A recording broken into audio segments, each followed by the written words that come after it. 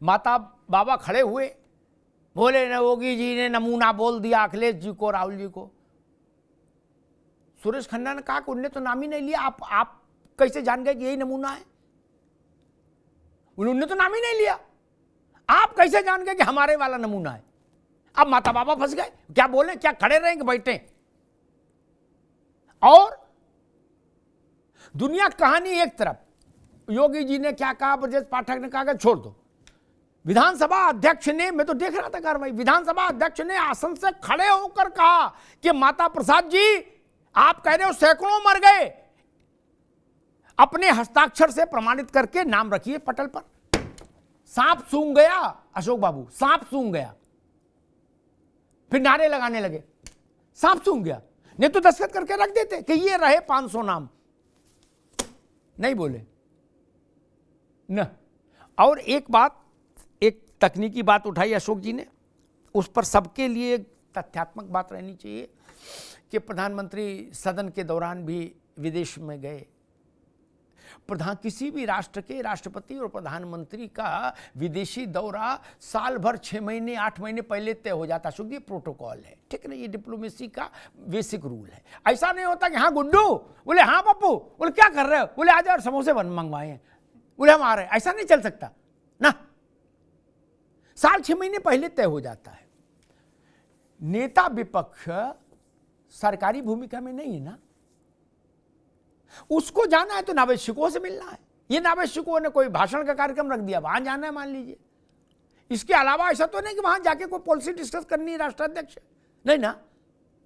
इसलिए उनका जाना ज्यादा चर्चा में आ जाता है।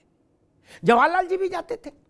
और आपकी जानकारी के लिए बता दूं, विवेक नारायण जी बैठे हैं, इंदिरा गांधी तो हाउस में रहते हुए भी अपने कार्यालय में रहती थी 99%। कभी जब खुद कुछ बोलना होता था तो आके बैठती थी, अपनी बात कह के फिर वापस चली जाती थी। विदेश में नहीं, वो देश में रहते हुए भी नहीं आती थी संसद में इंदिरा गांधी। तब उनका क्या करेंगे? खैर, रत्नाकर जी, समाजवादी पार्टी अभी भी कह रही है कि हमारे आरोप अभी भी जस की तस स्टैंड कर रहे हैं। रत्नाकर जी। अमिताभ जी, देखिए, विधानसभा सत्र शुरू होने से पहले एक योगी जी ने प्रेस कॉन्फ्रेंस किया था और उस प्रेस कॉन्फ्रेंस में उन्होंने बहुत स्पष्ट रूप से कहा था, कसूर यही हर बार मैं करता रहा, कसूर यही हर बार मैं करता रहा, धूल चेहरे पे थी और आईना साफ करता रहा। उन्होंने कहा कि प्रथम दृष्टया जो भी जांच हुई है उसमें सामने उसी समय कहा था कि सामने जो तथ्य आए हैं, जो ट्रांजैक्शंस आए हैं, जिन लोगों के नाम आए हैं, जिनके नाम पे जीएसटी फॉर्म जो है बना है, वो समाजवादी पार्टी से लिंक्ड नेता हैं। और आज भी उन्होंने सदन में कहा कि किस तरह से लोहिया वाहिनी के पदाधिकारी जो है उनके मनी ट्रेल जो है उनके अकाउंट से पाया गया है, इतना बड़ा लिंक जो है पाया गया है। और वो सदन में बात कही गई है, विधानसभा में कही गई है, कि मतलब पूरे तथ्य के साथ कही जाती है सदन में बातें। तो निश्चित रूप से ये पूरी तरह से बेनकाब हो चुके हैं और ये जो आरोप लगाने का काम हमारे ऊपर करते थे वो उल्टा दाम इनके ऊपर पड़ चुका है। अब बताइए, मुख्यमंत्री जी ने स्वयं कहा, कल तक ये चिल्ला रहे थे कि आप कार्रवाई नहीं कर रहे हैं, आप कार्रवाई नहीं कर रहे हैं। मुख्यमंत्री जी ने गिनाया कि 79 एफआईआर दर्ज हुए हैं, 78 लोगों को गिरफ्तार किया गया है, 225 लोगों को अभियुक्त बनाया गया है, 134 फर्म के ऊपर छापेमारी की कार्रवाई की गई। इतनी बड़ी कार्रवाई इससे संबंधित की गई। और उन्होंने ये भी कहा कि जांच के बाद बुलडोजर की भी कार्रवाई होगी, और बुलडोजर की जब कार्रवाई होगी तो इतनी बड़ी कार्रवाई होगी कि आप फातिहा पढ़ने लायक भी नहीं छोड़ेंगे, हम इतनी बड़ी कार्रवाई करेंगे, और तब आप चिल्लाना मत। तो निश्चित रूप से कल तक जो प्रश्न चिन्ह उठा रहे थे कि बुलडोजर की कार्रवाई कैसे करेंगे, कब करेंगे, कहां करेंगे, वो सारी चीजें स्पष्ट रूप से बताया उन्होंने। और देखिए, ये समाजवादी पार्टी का इतिहास अगर उठाकर आप देखेंगे तो समाजवादी पार्टी तो भ्रष्टाचार में लिप्त शुरू से रही है। और उन्होंने स्पष्ट रूप से बताया कि जो सबसे बड़ा, चूंकि ये स्पष्ट हो चुका है कि ये जो कोडीन कफ सिरप है वो उत्तर प्रदेश में बनता ही नहीं, मैन्युफैक्चरिंग होता ही नहीं, सिर्फ स्टॉकिस्ट और होलसेलर हैं। तो सबसे बड़ा जो स्टॉकिस्ट है, उन्होंने स्पष्ट रूप से ये व्याख्यान दिया कि सबसे बड़ा जो स्टॉकिस्ट है वो समाजवादी पार्टी के शासन काल में उसको लाइसेंस दिया गया, और 2012 से लेकर 2016 तक इलीगल जो है ट्रांजैक्शंस को बढ़ावा देने का इन लाइसेंस के माध्यम से काम किसने किया? समाजवादी पार्टी ने काम किया। और इस समाजवादी पार्टी कहती थी पहले कि सजातीय है इसलिए कार्रवाई नहीं हो रही है। अब भाई इनको एक चीज और भी हम लोगों ने भी चर्चा किया है कि जब भी पुलिस ने इनकाउंटर किया है, आप अगर 207 इनकाउंटर उठाकर देख लीजिए पिछले 8 साल में जो किया गया है, उनमें सबसे ज्यादा तो ठाकुरों और ब्राह्मणों का इनकाउंटर किया है।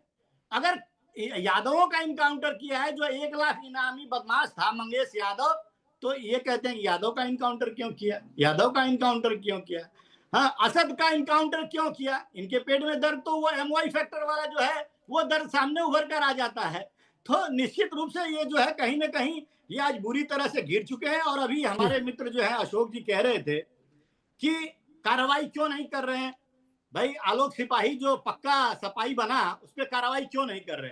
अरे भाई सदन में ही उन्होंने स्पष्ट रूप से कहा कि हमने तो उसको बर्खास्त किया, जब से संलिप्तता हमने पाई तुरंत उसको बर्खास्त किया, तो कार्रवाई करने से कौन डर रहा है? और अब ऐसी कार्रवाई होगी कि वो एक मिसाल बनकर रह जाएगी। और हर चीज को सपा से इसलिए हम जोड़ते हैं, ये कह रहे हैं हर चीज को सपा से जोड़ते हैं। मैं छोटा सा एक घोटाला इनके शासन काल में हुआ था, मैं उसका जिक्र करना चाहूंगा अमिताभ जी। देखिए ये समाजवादी की सरकार थी और किस तरह से ये आप जानते ही हैं कि अतीक मुख्तार ये सारी पैरेलल इनके गवर्नमेंट जो है ये शासन करते थे। इन्होंने घोटाले भी उसी स्तर के किए हैं। आपको याद होगा आयुर्वेद घोटाला हुआ था समाजवादी पार्टी के शासनकाल में, आयुर्वेद घोटाला जिसमें दवा घोटाला हुआ था। उसमें मार्केट रेट में जो भी दवाएं उपलब्ध थी उससे 100 गुना दाम, कितना 100 गुना दाम में ज्यादा जो है उसमें परचेजिंग की गई थी। मतलब राजस्व का जो है, ठीक है रत्नाकर जी, ठीक है ठीक है, मैं आता हूं दोबारा आता हूं। और जब सीबीआई की जांच हुई थी, सीबीआई की जांच हुई थी, तो ये बलराम यादव इनके मंत्री का इन्वॉल्वमेंट पाया गया था। तो ये आज हमारे ऊपर आरोप लगा रहे हैं और इनको पूरी तरह से ये बैकफायर किया है। ठीक है रत्नाकर जी, ठीक है विवेक जी के पास चलूंगा। विवेक जी, आप लोग कार्रवाई मांग रहे हैं लगातार, इतनी जोर जोर से मांग रहे, गले में भी दर्द होने लगे। आज मुख्यमंत्री ने कहा कि चिंता न करो, ऐसी कार्रवाई का इंतजाम कर रहा हूं कि फिर फातिया पढ़ने जाने के लायक भी नहीं रहेगा कोई। विवेक जी देखिए बहुत गंभीर मामला है, जिसको जिस तरीके से मुख्यमंत्री जी फातिया वगैरह के शब्द इस्तेमाल कर रहे हैं, ये उनकी पद की गरिमा के विपरीत है। फातिया से गंभीरता कम होती है क्या? नहीं, गंभीरता इसलिए कि अमिताभ जी पूरी बात करने दीजिए कि देखिए मामला बहुत गंभीर है, और इस गंभीर को अगर आप लेते हैं कि हमने बनता नहीं है या मौतें हुई हैं, मौतें चाहे हिंदुस्तान में तो मौतें हुई हैं, कोई पाकिस्तान तो नहीं हुई हैं, अरे दूसरे राज्य में हुई हैं, मौतें तो हुई हैं, अपराध तो हुआ है। तो आज और अपराधी की जात नहीं होती है, उसका वर्गीकरण उसका भी कर रहे हैं कि वो सपा का है, वो कांग्रेस का है। अरे आप सरकार में हैं, आप कार्रवाई करिए, पूरा प्रदेश आपके साथ है। आप अगर कार्रवाई करेंगे जनता उसकी स्वागत करेगी। आप क्यों वर्गीकरण करते हैं? क्योंकि आदत पड़ी हुई है आपको हर बात में विभाजन करने की। आप हर चीज का वर्गीकरण करते हैं कि वो मुसलमान था, वो हिंदू था, वो सपा था, वो कांग्रेस था। आप इतने गंभीर अपराध में भी राजनीति कर रहे हैं, और मुख्यमंत्री जी का फातिया शब्द कहना या नमूना कहना, सैर सपाटे कहना, ये चीजें गुगली छक्के की बात यहाँ डिबेट में हो रही है, ये इतने गंभीर मामले में नहीं होना चाहिए। ये दूसरा आप देखिए ये कि इसका सिंडिकेट कहाँ पे था। आज ठीक है नहीं बनता था, आप डिस्ट्रीब्यूट करते थे, आप बेचते थे उत्तर प्रदेश में, लेकिन आज जो 9 जिले इसमें इन्वॉल्व पाए गए हैं, बनारस मिला के 10 हो गए, उसमें सबसे ज़्यादा 28 सिंडिकेट पूरा बनारस में था, और वही सिंडिकेट पूरा पहुंचा देश के बाहर तक। आज प्रधानमंत्री के क्षेत्र में इस तरह का सिंडिकेट डेवलप हुआ, ये बहुत ही गंभीर बात है, और इस पर अगर कार्रवाई कर रहे हैं तो ये तो जन आकांक्षाओं के अनुरूप है। जनता ने आपको चुन के भेजा है, जो अपराध कर रहा है उसको कार्रवाई आप करिए। तो उसको आप क्यों इतना महिमा मंडन करते हैं कि हमने बहुत स्पेशल काम कर दिया कार्रवाई करके? कार्रवाई तो आप करिए। दूसरा, अच्छा, आप ये कह रहे हो कार्रवाई करो लेकिन चुप पे रहो, बोलो नहीं है भैया। विवेक जी, आप ये कह रहे हो कार्रवाई करो लेकिन मुंह में लौंग दबा लो, बोलो नहीं, नहीं नहीं। और दूसरा, देखिए योगी, आपने सही कहा कि योगी जी ने किसी का नाम नहीं लिया सदन में, नमूना कहा। उन्हें तो कहा ही नहीं कौन नमूना है। का दिल्ली की तरफ था जिसका अभी यादव जी ने कहा। नहीं सुनो तो, वो तो आप काहे खड़े हो गए थे? पार्लियामेंट्री सेशन में भी बाहर रहते हैं।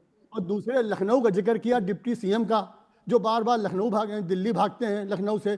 तो उन्होंने एक तीर से एक कोडिन सिरप के बहाने से उधर भी साधा निशाना और इधर भी साधा निशाना। ठीक, फिर तो आपको खुश होना चाहिए, ये बात लड्डू बांटो। ठीक, डिप्टी सीएम भी हुए और प्रधानमंत्री भी आए, उन्होंने लपेट लिया। तब अगर उन्होंने ऐसा किया, ठीक विवेक भाई, तब तो कांग्रेस को और सपा को, एक मिनट अमिताभ जी लड्डू बांटने चाहिए थे की बात करी जी। नहीं, इंदिरा गांधी का आपने हवाला दिया, लेकिन आपने तो जब संसद में चुन के आए थे आपने साष्टांग दंडवत किया था। अगर इंदिरा जी ने कोई बात करी थी तो आप उस परंपरा को सही कर सकते थे, क्योंकि आपने साष्टांग दंडवत करके आप आए थे। तो आप उस परंपरा को अगर निर्वाह कर रहे हैं तो आज कांग्रेस को, अगर जनता को अपनी गलती महसूस होगी कि कांग्रेस को क्यों विपक्ष में बैठा दिया, क्योंकि आज भाजपा भी वही काम कर रही है, कोट करती है कि इंदिरा जी ने ऐसा किया तो हम भी कर रहे हैं जी। ठीक है, कांग्रेस ने ऐसे किया तो हम भी कर रहे हैं। तो आप जस्टिफाई करते हैं कि जो कांग्रेस ने अच्छा किया तो इसी को हम आगे बढ़ा रहे हैं। तो इस तरह की बात इतने गंभीर मुद्दे पे नहीं होनी चाहिए। कार्रवाई उत्तर प्रदेश जनता चाहती है, और मौतें कहीं भी हों, वो मौतें देश की हैं, बच्चों की हों, नौनिहालों की हों, उस पर रोक लगनी चाहिए। और सबसे बड़ा सवाल ये है कि आज ये प्रधानमंत्री के क्षेत्र में इतना बड़ा सिंडिकेट कैसे पनप गया, उस पर कार्रवाई क्या हुई? जी ठीक, योगी जी ने अपना निशाना कर दिया, आपने उनको विदेश घूमते रहते हैं लेकिन आज इस पे कार्रवाई के लिए विवेक जी ठीक है। अब ये सेकंड, ठीक है विवेक जी, अब रुकना होगा। अरे श्रीमती जी, कुछ तो सस्ता लो, बचत करो। नहीं श्रीमान जी, सब बढ़िया लो, रहने दीजिए। इसमें क्या खास बात है? थोड़े में ज्यादा स्वाद, यही तो है इसकी खास बात। वाह मामा, क्या स्वाद है। अरे मेरे राजा,